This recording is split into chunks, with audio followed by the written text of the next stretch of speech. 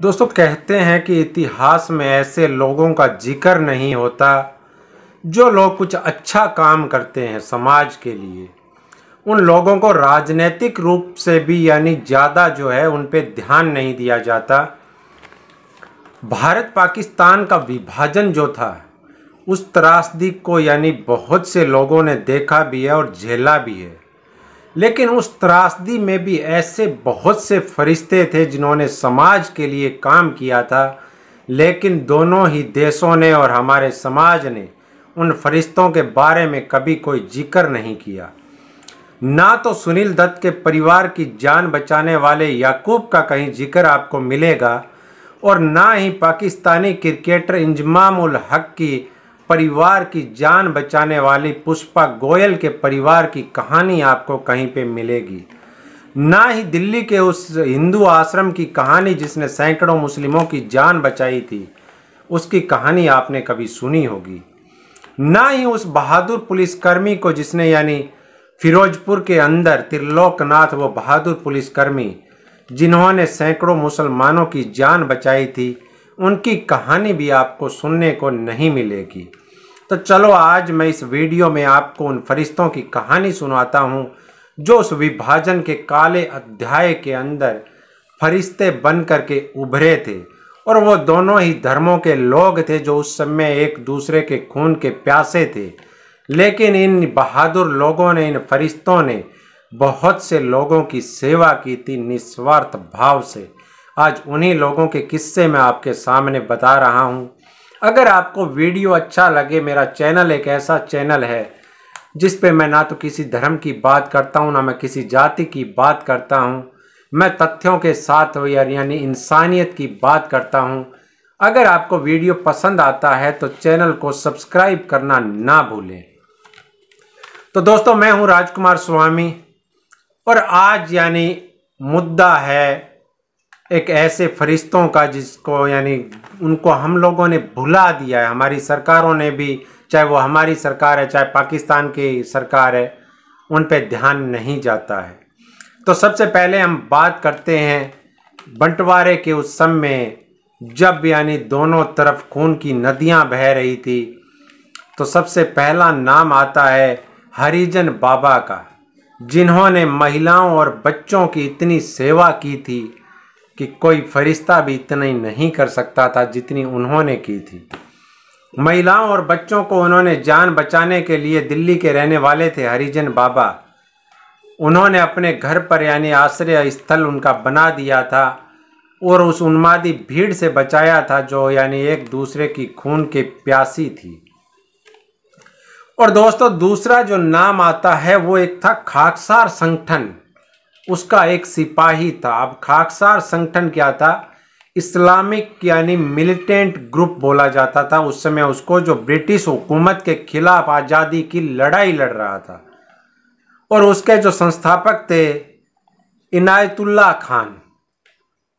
तो इनायतुल्लाह खान ने, जब वो विभाजन हो रहा था और दंगे फसाद चारों तरफ हो रहे थे, तो इनायतुल्लाह खान ने अपने संगठन के सभी लोगों को ये बोला था कि आप जो हैं इन दंगा पीड़ितों की मदद करेंगे और दंगा रोकने के अंदर आप सहयोग करेंगे। और उसी समय उनके संगठन का एक सिपाही था। तो वो क्या, उस समय रावलपिंडी के अंदर एक गार्डन कॉलेज है, वहां पर कुरान के कुछ फटे हुए टुकड़े मिले थे। तो जैसे उस सिपाही को वो टुकड़े मिले थे, तो उसको ये पता चला कि अगर ये टुकड़े कहीं बाहर मिल गए तो ये कुरान के टुकड़े जो हैं वो दंगा भड़काने के काम में आ सकते हैं। तो उसने क्या किया, वो टुकड़े ले जा करके कुएं में डाल दिए और किसी को बताया नहीं। लेकिन फिर भी कुछ टुकड़े जो हैं वो आसपास की कॉलोनी में मिल गए थे। तो जैसे ही वो उन कॉलोनी वालों को समझाने के लिए गया था कि आप ये बात किसी को ना बताएं और इंसानियत को बचा लीजिए, लेकिन उसकी बात किसी ने भी नहीं सुनी थी। और उसी के लोगों ने वहीं के मुसलमानों ने उस भाई की हत्या कर दी। वह भी मुसलमान था, लेकिन वह सच्चा मुसलमान था और उसको मारने वाले नफरती मुसलमान थे। फर्क सिर्फ इतना था, वह इंसानियत के लिए काम कर रहा था और वो जो दूसरे थे वो इंसानियत के खिलाफ काम कर रहे थे। उसके बाद में दोस्तों जिक्र आता है दत्त भाई और डॉक्टर अब्दुल रऊफ की। अब दत्त भाई कौन थे? दंगाई इतने यानी खून के प्यासे थे एक दूसरे के कि वो अस्पतालों पर भी यानी हमला करने से नहीं चूक रहे थे। यह घटना थी अमृतसर के अस्पताल की। अमृतसर के अस्पताल में कुछ मुस्लिम जो भाई थे वो वहाँ पर अपना इलाज करवा रहे थे, लेकिन दंगाइयों की एक भीड़ आती है और वो उस अस्पताल पर हमला कर देती है। लेकिन उसी समय भगवान मान लो आप, चाहे फरिश्ता बन कर के मान लो कि वहाँ पर डॉक्टर पुरुषोत्तम दत्त और उनके भाई आ जाते हैं और वो उन मुस्लिम मरीजों की जान बचाते हैं। अब आप इनको क्या बोलेंगे? मैं तो इनको यानी भगवान का दूसरा रूप मानूंगा, इन दत्त भाइयों का, जो यानी फरिश्ते बन कर के उन लोगों की जान बचाई थी। अपने कर्तव्य का उन्होंने निर्वहन किया था। और ऐसे ही थे डॉक्टर अब्दुल रऊफ। इन लोगों ने भी क्या किया था? इन लोगों ने भी बहुत से गैर मुस्लिमों की जान बचाई थी अपने घर पर रख करके।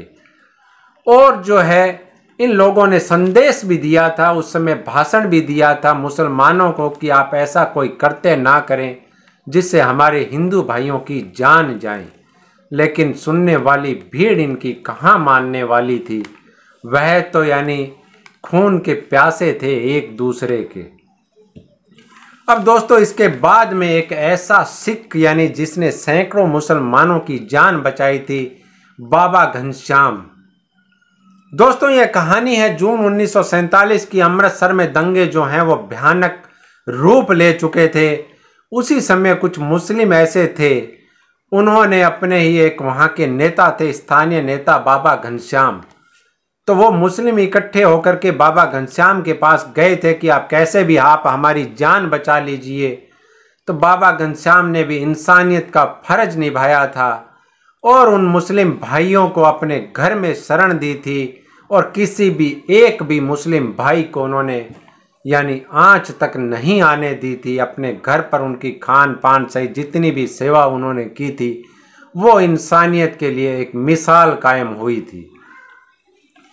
अब दोस्तों आपको एक कहानी बताता हूं। अगस्त 1947 में पंजाब के फिरोजपुर में एक पुलिस अधिकारी थे, श्री त्रिलोक नाथ। कहानी कुछ ऐसी है कि वहां पर एक पुलिस स्टेशन था और पुलिस स्टेशन के पास में एक मस्जिद थी। अब यानी वहां पर जब दंगाइयों की भीड़ जो है वो मुस्लिम भाइयों को चुन चुन करके वहां पर मार भी रही थी, क्योंकि ये दोनों तरफ हो रहा था। पाकिस्तान में भी हमारे यानी हिंदू और सिख भाइयों की लाशें बिछाई जा रही थी और इधर हिंदुस्तान में जो है यानी दोनों तरफ ऐसे लोग थे, ऐसे दंगाई थे जिनको अगर किसी भी अगर धर्म का नाम लिया जाए तो दर्द होता है, तो ऐसे किसी भी धर्म के नहीं होते हैं। ऐसे लोग जो होते हैं वो इंसानियत के खिलाफ होते हैं। अब पुलिस स्टेशन के पास में क्या था, एक यानी मस्जिद थी। तो लगभग 300-400 मुसलमानों की भीड़ जो है उस मस्जिद में आकर के उन्होंने शरण ली थी और उन्होंने यह सोचा था कि पास में पुलिस थाना है, तो अब जो है क्यों ना हम यहाँ पर महफूज रहेंगे, सेफ रहेंगे, सुरक्षित रहेंगे, इसलिए उन्होंने वहाँ पर जो है शरण ले ली थी। और पुलिस अधिकारी त्रिलोक नाथ इंचार्ज थे उस समय वहाँ पर फिरोजपुर पुलिस स्टेशन में, और उन्होंने अपनी पूरी ताकत लगा दी थी उस मुस्लिमों की यानी जान बचाने के लिए, उस मस्जिद में शरण लिए हुए लोगों की जान बचाने के लिए दिन रात मेहनत की उन्होंने, और उनकी मेहनत काम भी आई। एक भी मुस्लिम भाई को खरोच नहीं आने दी त्रिलोकनाथ और उनके बहादुर जवानों ने। और उसी में से एक ऐसा नौजवान भी था, वो पुलिस अधिकारी तो नहीं था, लेकिन वहाँ पर जो फंसे हुए मुस्लिम थे उनमें से किसी की एक की क्या बीमार हो गया था ज़्यादा, तो एक नौजवान जो है वहाँ पर फरिश्ता बन करके आया था और शाम का समय था, वो दवाई लेने के लिए जब यानी मार्केट में गया और जब उसको पता चला कि वहाँ पर कि वो किसकी दवा लेने के लिए आया है, तो दंगाइयों की भीड़ ने उसको भी नहीं बख्शा और उसको मुस्लिमों का रहनुमा समझ करके उसकी भी हत्या कर दी गई थी। अब क्या यानी वो फरिश्ता था और एक तरफ दंगाई थे। आप सोच लीजिए कि इंसानियत के खिलाफ कौन थे, कौन अपने असली धर्म की रक्षा कर रहा था। इंसान का जो असली धर्म था वो था इंसानियत का धर्म। दोस्तों, एक ऐसा हिंदू आश्रम था, उसकी भी कहानी मैं आपको बता देता हूँ। दिल्ली के अंदर नरेला के अंदर स्वरूपानंद जी का आश्रम था। इस आश्रम ने बहुत से मुस्लिम भाइयों को अपने यहाँ पर पनाह दी थी, अपने यहाँ पर सुरक्षित उनको महसूस कराया था। स्वरूपानंद जी के आश्रम ने उनकी दिन रात सेवा की थी और यमुना के उस पार अपने रिश्तेदारों तक उन लोगों को सुरक्षित पहुंचाने का काम भी स्वरूपानंद जी के आश्रम के अनुयायियों ने किया था। सैल्यूट करता हूं मैं ऐसे लोगों को जो यानी उस समय इंसानियत के धर्म की रक्षा कर रहे थे।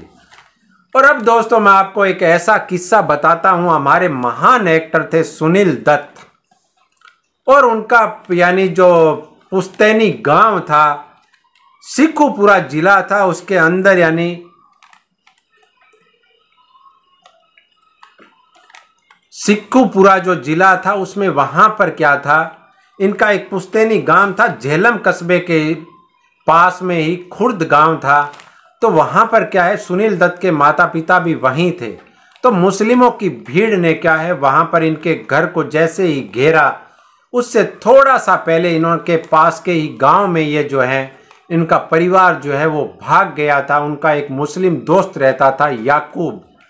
तो वहां पर सुनील दत्त का जो परिवार था उन्होंने वहां जाकर शरण ली, लेकिन जैसे ही दंगाइयों को पता चला कि सुनील दत्त का परिवार जो है वो याकूब के घर पे शरण लिए हुए हैं, तो उन्होंने वहां पर हमला कर दिया था। लेकिन याकूब और उसके भाई ने अपने घर से बंदूक निकाल ली, लेकिन सुनील दत्त के परिवार को खरोच तक नहीं आने दी थी।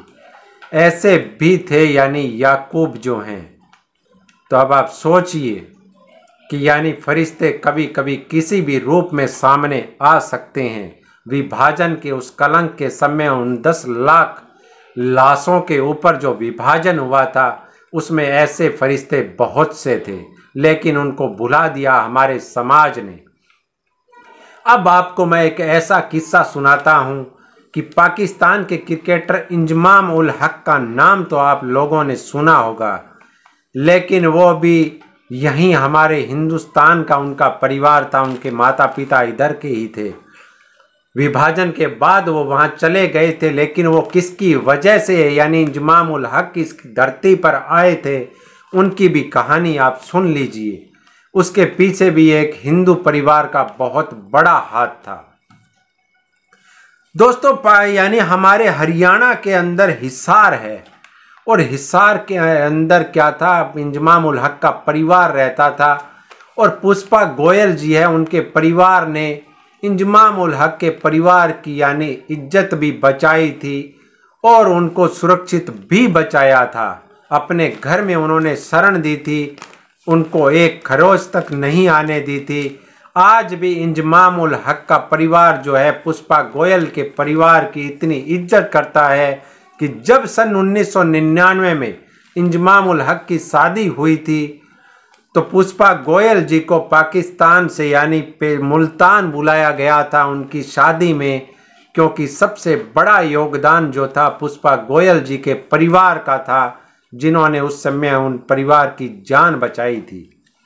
तो दोस्तों, आज का वीडियो है उन फरिश्तों के नाम। आज़ादी के 75 साल हम पूरे करने जा रहे हैं, लेकिन इन लोगों के बारे में आपने शायद ही कभी सुना होगा।